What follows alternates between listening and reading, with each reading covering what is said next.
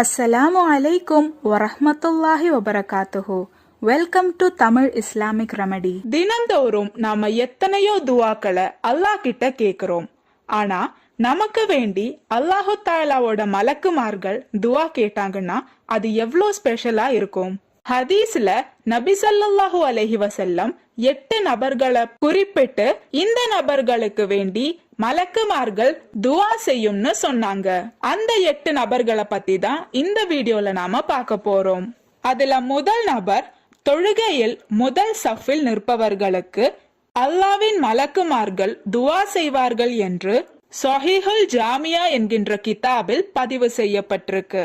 இரண்டாவது, தொழுகை முடிஞ்ச பிறகு பள்ளிவாசலில் உட்கார்ந்து திக்கர் தஸ்பீஹுகளை சொல்லும் நபர்களுக்கு வேண்டியும் அல்லாஹு தாலாவின் மலக்குமார்கள் துவா செய்யும். இந்த ஹதீஸ் முஸ்லிம் என்கின்ற கிதாபில் பதிவு செய்யப்பட்டிருக்கு. மூணாவது, நோயாளிகளின் வீட்டுக்கு சென்று நலம் விசாரிப்பவர்களுக்கும் மலக்குமார்கள் துவா செய்யும். அதுவும் 70,000 மலக்குமார்கள் அந்த நபரை பின்தொடர்ந்து அவர்களுக்காக அல்லாவிடம் பாவ மன்னிப்புக்காக துவா செய்வார்கள்.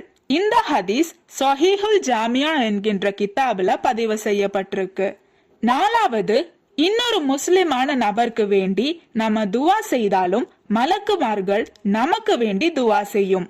அவர்களுக்கு துவா செய்யும் வேளையில் மலக்குமார்கள் ஆமீன் சொல்வார்கள் என்று நபி ஸல்லல்லாஹு அலைஹி வஸல்லம் கூறியதாக முஸ்லிம் என்கின்ற கிதாபில் பதிவு செய்யப்பட்டிருக்கு. ஐந்தாவது, மற்றவர்களுக்கு இல்ம் அல்லது நல்ல விஷயங்களை கற்றுக் கொடுப்பவர்களுக்கு வேண்டியும் அல்லாவின் மலக்குமார்கள் துவா செய்கிறார்கள்.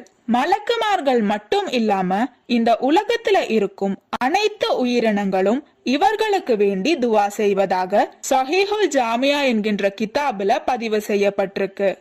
ஆறாவது, ஒலு செய்து தூய்மையாக தூங்கும் நபர்களுக்கு வேண்டியும் அல்லாவின் மலக்குமார்கள் துவா செய்வார்கள்.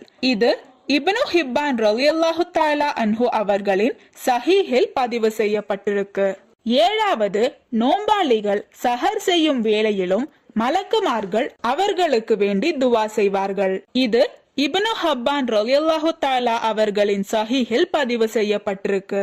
எட்டாவது, நபி ஸல்லல்லாஹு அலைஹி வஸல்லம் சில திக்கர்களை குறிப்பிட்டு இந்த திக்கரை ஓதுறவங்களுக்கு வேண்டி மலக்குமார்கள் துவா செய்யும்னு சொல்லியிருக்காங்க.